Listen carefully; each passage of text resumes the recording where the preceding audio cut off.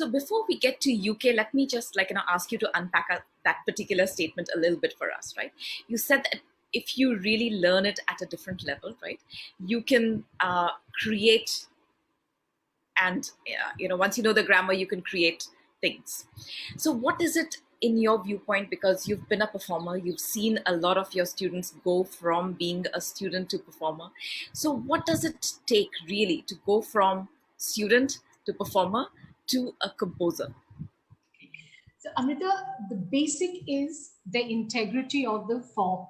The integrity of the form has to be maintained. Like we have the, as I say, the grammar, the the the takkar, the compositions, the hastas must be understood and practiced, keeping the philosophy of the art form alive.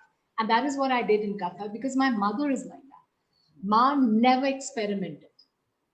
So she came from a school of thought which was exactly how it was taught by the guru, has been maintained even now at her age 82. She still dances, and it's like her guruji is transformed. But that is what she did, and she did tell me that, Gauri, this is what I can do, but you're a thinking dancer, so you can apply it, and you can only apply it if you're good in your grammar. So the choice was, you had to do your practice. You just could not get out of it. You could not say, okay, now I've done 3 years and I'm done. No, every single day I practice.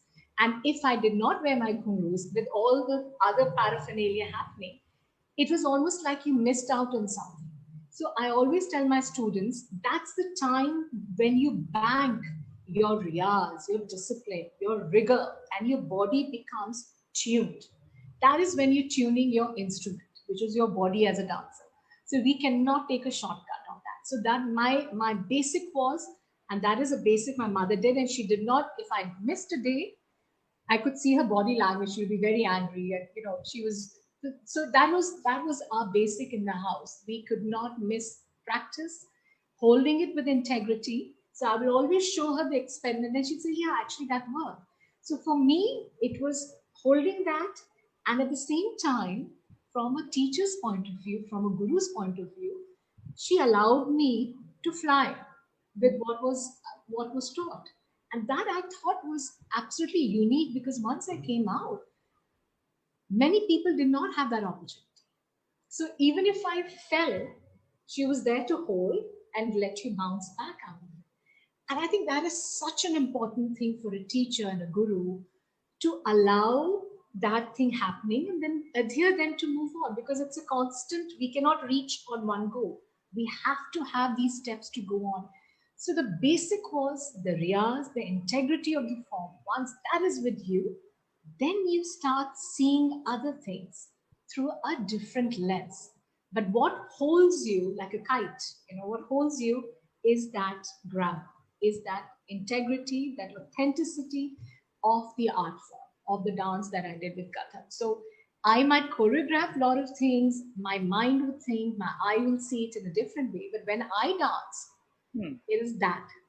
So it's interesting, I go into a very different realm on that. But it was a rigor, body, practice, discipline, and try not to break it. And have the joy in that mundane. It could become mundane. Every day you're doing the same thing. But you started seeing a little spice in it. You started feeling, because your body was changing. You were, from a teenager, you're grown up, your body started changing. You started appreciating yourself as an artist, as a dancer, as a woman, and that became a real, again, I use this word many times, intoxication. उसको हम लोग नशा कहते हैं.